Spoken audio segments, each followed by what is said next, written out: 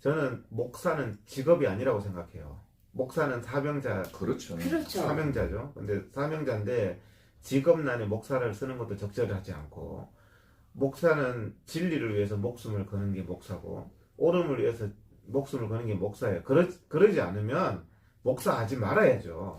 목사를 직업으로 생각하고 밥벌이를 생각하는 목사들을 보면 굉장히 저는 안타깝다는 거예요. 제가 목사가 안 된 이유도 그런 거예요. 응? 네. 왜? 내가 밥벌이로 목사하고 싶지 않거든. 근데 야, 내가 정말 이 진리를 위해서 목숨을 걸 수 있을까?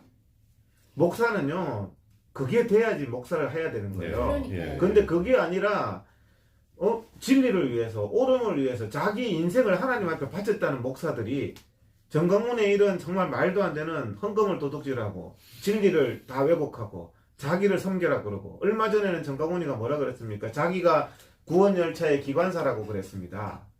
자기 구원열차 안 타는 사람은 전부 천국 못 간대요. 정강훈한테 납작 엎드리지 않는 사람은 다 천국 못 간대요. 이상민 목사님, 안희연 목사님 천국 못 간. 이런 이단이 어디 있어요? 이단들이 하는 말이, 전형적인 이단들이 뭐라고 하는지 알아요?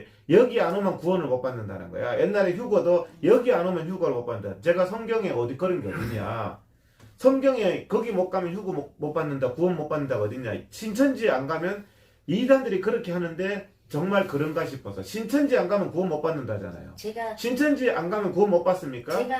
성경은 그렇지 않다는 거예요. 정광훈한테 안 가면 구원 못 받습니까? 신천지보다 더 심각한 이단 소리를 하는데 옳음을 위해서, 진리를 위해서 나섰다는 목사들이 왜 입 다물고 있냐는 거예요. 그 비판 얘기를 하셨는데, 네. 옳음을 얘기를 하면 상대방한테 비판이 될 수가 있습니다. 그래서 저한테도 이제 그런 말 하죠. 정강훈을 비판하지 마라. 근데 비판하지 마라는 그러면 제가 그런 반문을 하죠. 루터는 황제를 왜 비판했을까요? 그러니까 옳음에 대해서는 얘기를 해야 되는 겁니다. 옳음에 대해서는 얘기를 해야 되고, 어떤 비방의 목적으로 그렇게 하는 게 아니라 옳음에 대해서는 얘기를 해야 되죠. 사람들이 옳은 방향으로 갈 수 있도록 말을 해야 되죠. 그런 말을 하지 않으면은 잘못이죠. 그래서 또 하나님의 공의, 하나님의 사랑, 이게 있는데요. 하나님의 사랑은 다 사랑하라 그러죠. 근데 공의는 아주 냉정하게 하나님이 심판하시는 겁니다. 그러면 공의와 사랑의 경계점은 뭐냐? 성경을 보세요. 하나님은 회개한 사람, 돌이킨 사람한테는 한량없는 은혜를, 낙인 찍게 하지 마라. 이 사람이 과거에 어떤 죽일 죄를 져도 돌이키고 죄송하다 그러면 하나님 오늘 용서하세요. 그렇지만은 지금 현재 더러운 일을 하고 있는 사람, 하나님 그 불의를 용납하지 않습니다. 정광훈은 지금 현재 불의를 더럽게 하고 있는 거예요. 정광훈은 돌이키면은 하나님의 사랑의 대상이 되고 우리가 포용할 대상이 되겠지만, 지금은 그 온갖 불의를 가지고 자기를 숭배하라 그러고 이런 것에 대해서 침묵하는 것은, 그것은 옳음이 아니고, 그렇게 침묵하는 저는 목사를 이해를 할 수가 없고, 저는 아스팔트에 옳음을 위해서 나왔다고 생각하는데, 상당수 단체장들 보면 저 사람들은 할 일 없어서 나왔구나.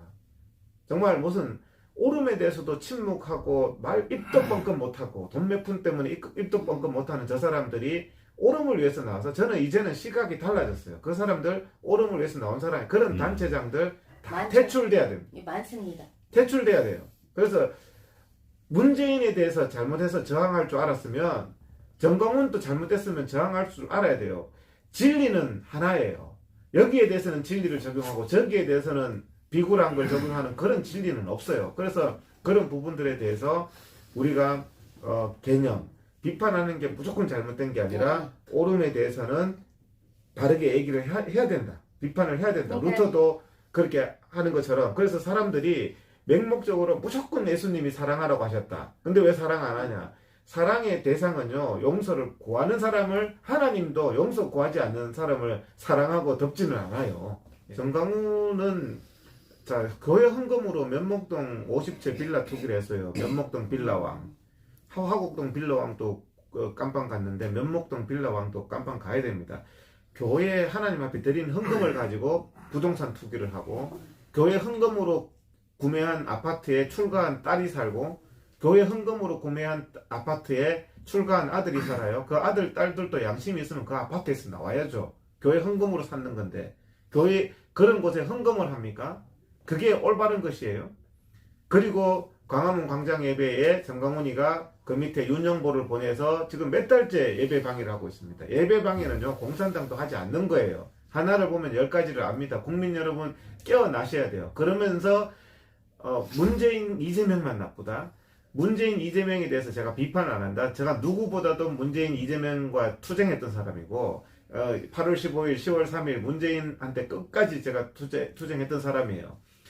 문재인 이재명 반드시 구속돼야 됩니다. 그게 올바른 사회 정의를 이룩하는 거고, 내가 문재인 이재명을 비판 못합니까? 지금 한 100번 더 해드릴까요? 문재인 이재명 구속돼야, 그런 거짓말로 사람을 선동할 게 아니라, 저는 대한민국 한국 교회를 지키기 위해서, 대한민국의 자유민주주의를 지키기 위해서, 옳음을 하기 위해서 제가 이 정말 개인적으로는 희생이 따르는 아스팔트에 나온 겁니다. 우리가 초심을 잃지 말아야 돼요. 제가 사람들한테도 그럽니다. 옳음을 위해서 나왔던 아스팔트 사람들이 옳음을 위해서 나라 걱정해서 나와놓고 지금 와서 옳은 소리를 못하면, 정강훈이에 대해서 옳은 소리를 못하면 당신이 과연 옳음을 위해서 나오는 사람이냐? 저는요, 정강훈에 대해서 왜 그렇게 하느냐? 저는 자유민주주의를 지키기 위해서 이렇게 하는 거예요. 네. 보수사회를 지키기 위해서 이렇게 하는 거예요. 한국교회를 지키기 위해서 이렇게 하는 거예요. 당신들이 듣는 분들이 양심이 있으면 무슨 소리인 줄 알겠어요. 헌금을 도둑질해서 자기 아들 딸 주고, 헌금을 도둑질해서 부동산 투기하는 사람을 따라요? 그런 악한 것에서 선한 것이 나올 수 없습니다.